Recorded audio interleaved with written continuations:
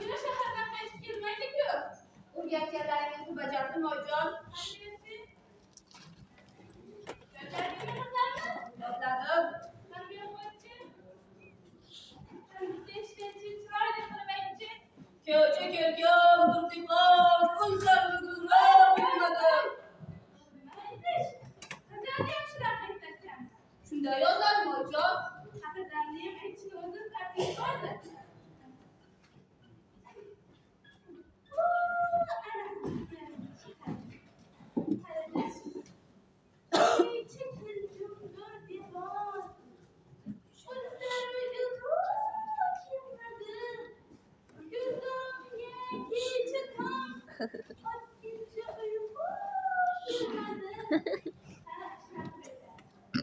Sallama saçını.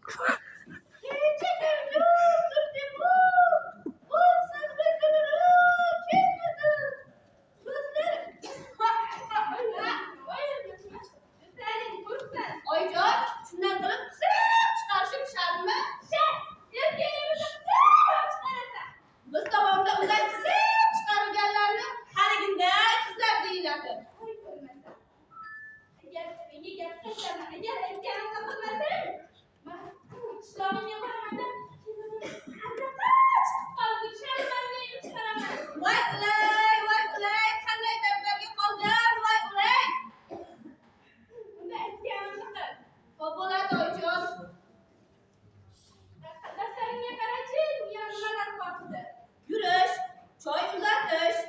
Yürüyüş, yürüyüştüm aşkım ben. Ben de defterim yok. Ben de şirket yok. Bahtiyarıge anekte turuptu. Gel. Ayağımını dik tut. Hadi götür. Kolimden mi dağıtırsın? Ben bitti yürüyüşüm.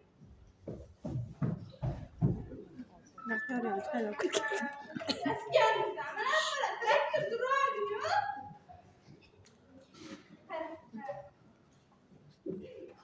Kolimden mi dağıtırsın? Hadi bir götürürsen. Yürüyenin zaman bir yürüyüşüm.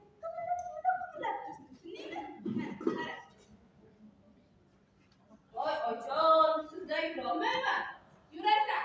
Bana başla. Bana. Ben babamda duramam. Düzden yaşa. Düzden yaşa. Doğru. Ben ne istiyorum ha? Yürüyüşü.